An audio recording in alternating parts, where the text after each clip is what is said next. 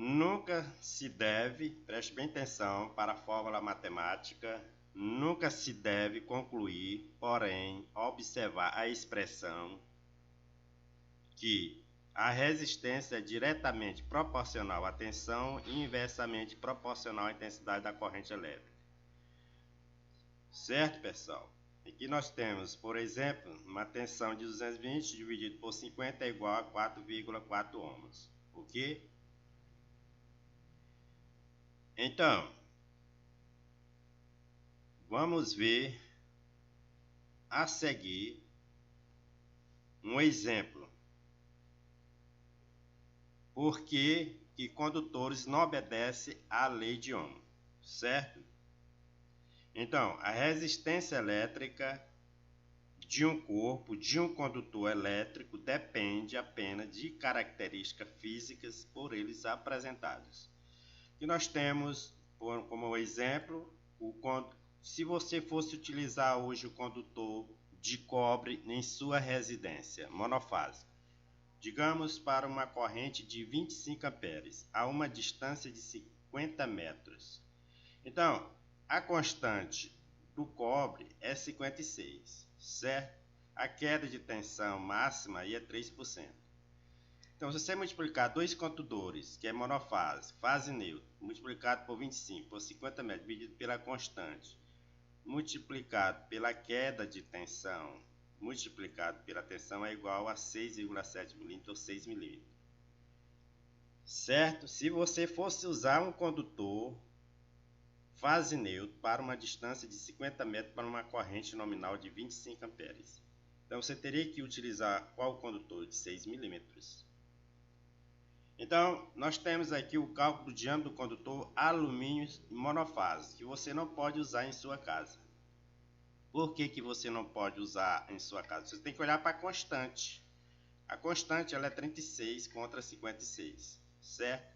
Então, nós temos dois condutores, alumínio, multiplicado por 25, 50 metros, dividido pela constante, queda de 3%, multiplicado pela tensão, é 10 milímetros. Você vê que é quase 2 vezes maior do que o condutor de cobre, certo?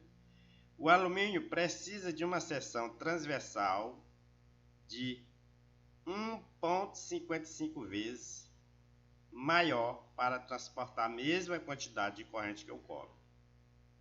Você vê aqui que eu provo através de matemática. Se você dividir 369,6 dividido por 2,376 é igual a 1,55 vezes, certo?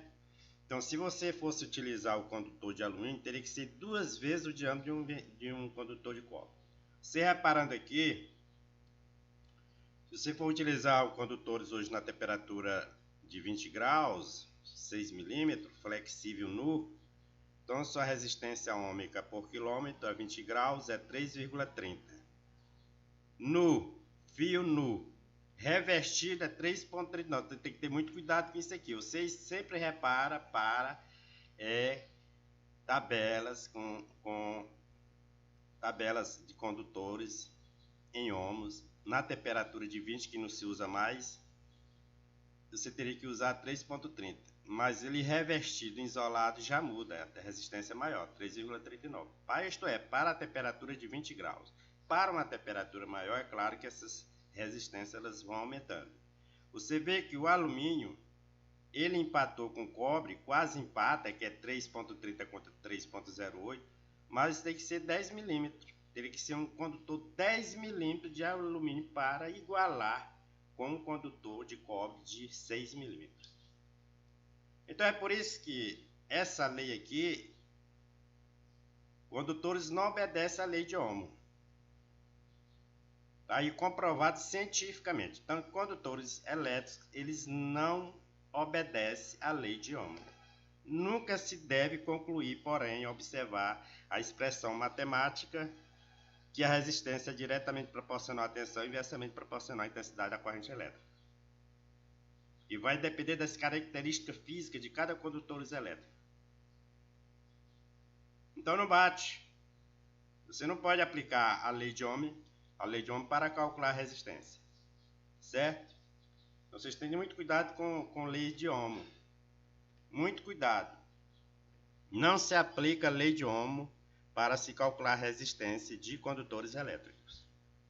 Condutores elétricos não obedecem à lei de Ohm, certo? Vocês aprenderam aí como fazer os cálculos para condutores de cobre e alumínio, para circuitos monofásicos na corrente de 25 amperes, eu acabei de ensinar para vocês, certo? Então, pessoal, eu estive assistindo um vídeo aí ontem sobre a velocidade da eletricidade. Então lá a resposta é 1 metro, 12 horas. Mas eles apresentam vídeo, aquele sensacionalismo de apresentar um vídeo. Eles não provam através de matemática. Mas eu estou te provando isso aqui através de matemática. Ó. Eu estou te provando isso aqui através de cálculos. Qual é o vídeo que você deu milhões de gostei, que existe milhões de visualização no YouTube, que não comprova através de cálculos matemáticos? Tem milhares que você dá lá gostei. Milhões de pessoas assistem.